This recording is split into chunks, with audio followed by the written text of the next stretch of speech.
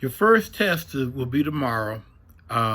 It's going to cover material from chapters 15 to 19 in both of your books. And also it will cover material and lectures that I provided, as well as several films. Now, the period that we're talking about here goes from 1865 to 1919. In other words, from the end of the U.S. Civil War until the end of World War I, and you have the Treaty of Versailles being negotiated in Paris. That's the movie, The Peacemakers, that I've assigned to you, one of the films that I've assigned to you.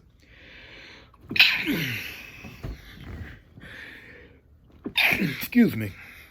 This period in American history is very important because it creates the America that we know in the 20th century. And also it creates much of America that we still know today. The end of the Civil War is very important, of course, because it ends the institution of slavery. It brings in a number of important constitutional amendments, from the 13th through the 15th Amendments that outlaw slavery and that firmly state that there can be no racial factor in voting or citizenship.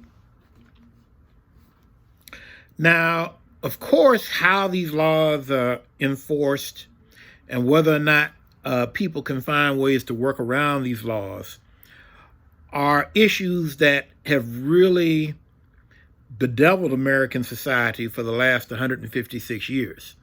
And one of the things that I want you all to understand in taking this class is that attitudes in America have tended to go back and forth. In the period at the end of the Civil War, there was a great deal of sympathy for the former slaves, the freedmen, the term that was usually used at that time. But over time, that sympathy declined. And eventually, the people in the North who pushed to defeat the South were eventually prepared to let white Southerners, the people who had been slave owners, take over again. And this is a dynamic that we see in American history, this kind of back and forth, this push and pull. And it's not simply over questions of race. We see it over questions of regulation. We see it over questions of labor. We see it over questions of what kind of government are we going to have? Are we going to have a government that is very active, that intervenes a great deal in issues of safety, issues of regulation, or are we going to have a government that doesn't do it? Also, we have a government that has gone through various oscillations in terms of interaction with the rest of the world.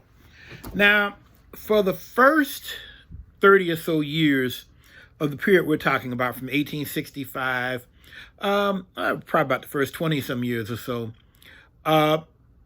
dealing with the outside world is not a major issue, and there are some reasons for this. First of all, America had not really occupied the area of what became the lower 48 states until 1890.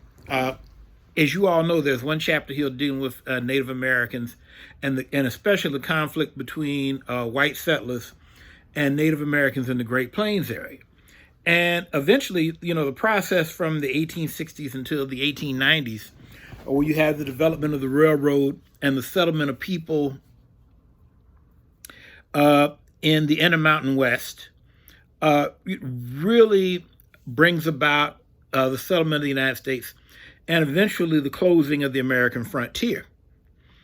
Now, once this happens, you have a number of other things, for instance, like developments in technology, like steamships that allow people to travel much more quickly around the world.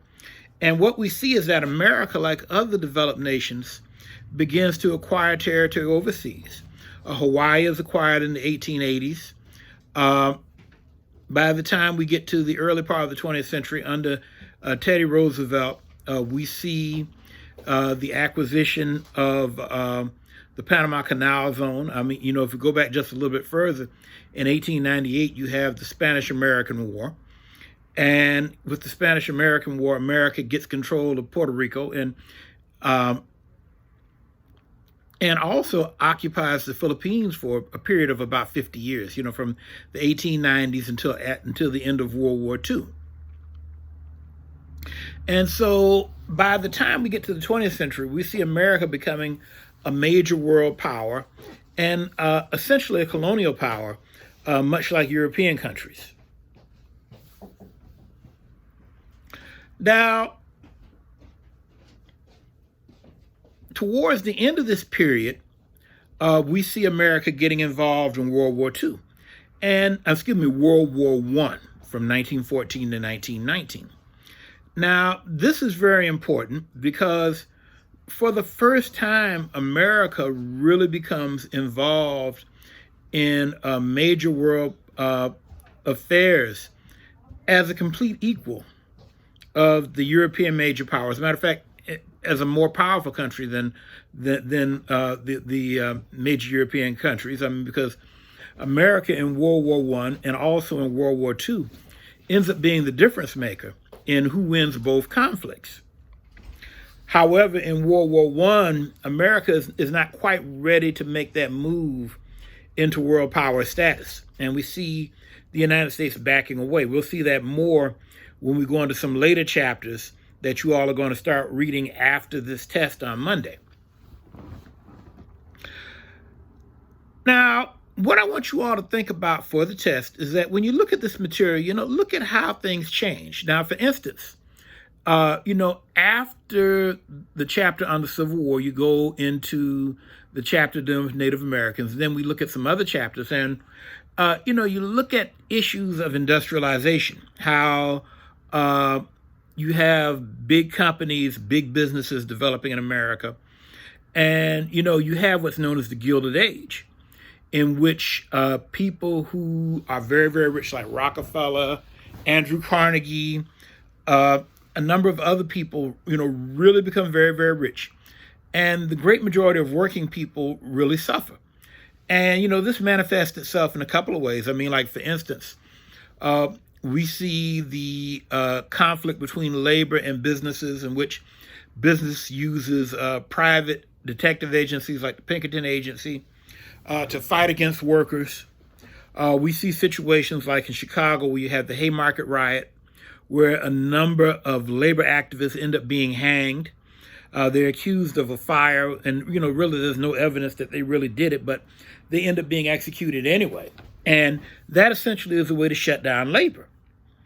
However, what we do see is that eventually a progressive movement starts.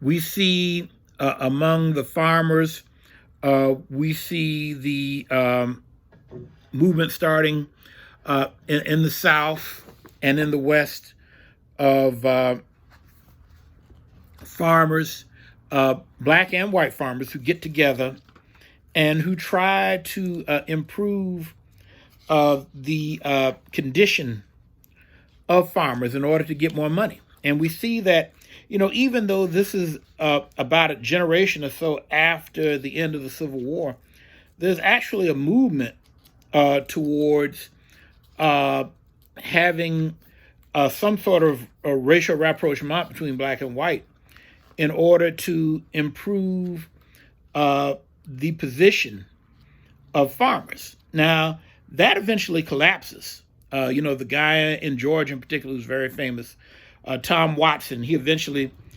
becomes a segregationist. But for a while, you do have this movement. And, this is the period that's known as the Populist Movement. I had to take a peek for a minute. I could not, I'm getting to be an old man. Every once in a while, a word forgets me. But yeah, you have the Populist Movement in the 1890s. Now, what we see, and this is one of the things I mentioned in my lecture that you all should have seen, is that the Populist Movement is very significant because it really kind of cements one of the tendencies we've seen in American politics, and that you only have two major parties. You have the populist movement, the Populist Party that comes along, and eventually the ideas of the Populist Party are co-opted by the other major parties. I mean, like, for instance, the Democratic Party picks up a lot of populist ideas, but eventually the Republican Party picks up populist ideas too. And this eventually leads into the progressive movement that starts in the early 20th century, leading up into World War I. And we see a number of reforms, like, for instance, the creation of income tax. We see the election of U.S. senators. We eventually see the right to vote being granted to women at the very end of the progressive movement around 1920. And we also see Prohibition, which, is significant because Prohibition is the one constitutional amendment that was eventually repealed. And it also is significant, too, because the Prohibition really allows for the development of a modern organized crime. But the thing I want you to think about is how these things kind of move back and forth, how you have attempts at reform that go forward, and then there tends to be pushback. Now, of course, what we see too during this period, I show a couple of films that deal with issues of racial violence. And one in particular, the East St. Louis film that talks about the massacre that happens in East St. Louis in 1917, is a situation where African Americans leave the South, come to East St. Louis, Illinois, and get jobs in industry in order to better themselves because the options are so limited in Southern agriculture. And this, unfortunately, leads to conflict with white residents who see the new black neighbors as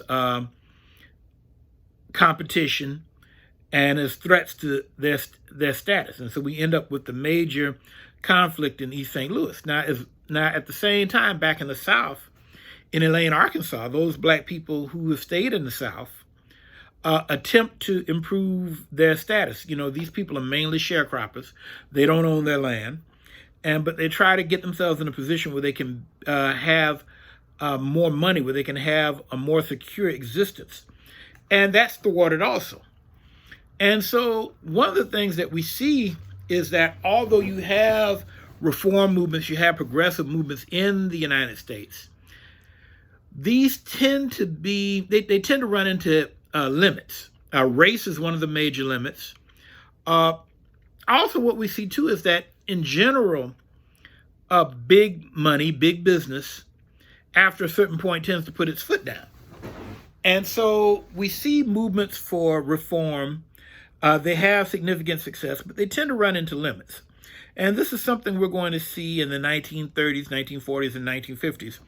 When we get to the Great Depression, we get to World War II, and we get to the area after that. So I'm going to give you guys a number of questions. You're going to get your questions tomorrow, and you're going to have 2 days to work on the test. I'm going to give you the test on Monday.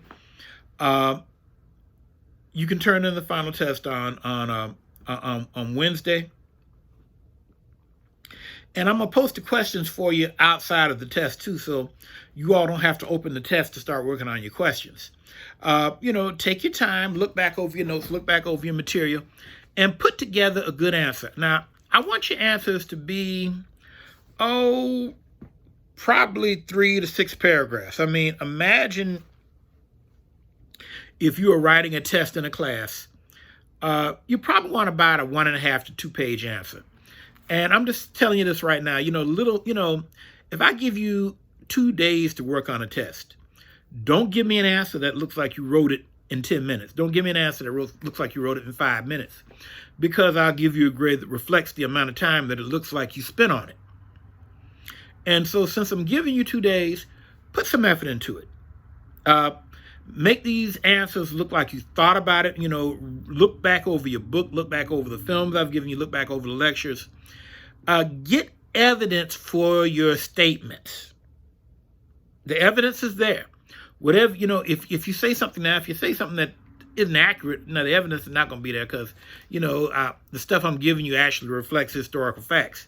And so, you want to make sure that you've actually read the stuff, you know what you're talking about, and that you're not just trying to paste something that could get together from Wikipedia or whatever and give me a quick answer, because frankly, I've been reading test papers a long time, longer than a fair amount of y'all have been alive. And, if you slap something together, I will know it. And so take your time and put together good answers that look like you took time, that look like you read the material. Don't try to write short, little, quick answers. Because as I said before, if I'm giving you 2 days to do something, I want it to look like you put some effort into it. If you don't put the effort into it, you're going to get a grade that reflects your lack of effort. And so I'm telling you now, so nobody is disappointed and heartbroken if you half do and I give you a half grade. And so take your time and look at the issues that I've talked about. I'm giving you this short lecture right now to give you an idea what to prepare for, and really how to look at the material that I've given you, so that you can get the contrast and so you can get the ideas that will allow you to have an effective lecture. Well, anyway, if this is not enough information, you're welcome to email me. You're welcome to message me. Well, through email. And I'll be happy to clarify whatever I can clarify, because I would much rather you all get a clear idea of what you're doing now than to, be mad or bitter because your grade wasn't what you thought it should be. Anyway, have a good day and be ready for your test tomorrow. Take care.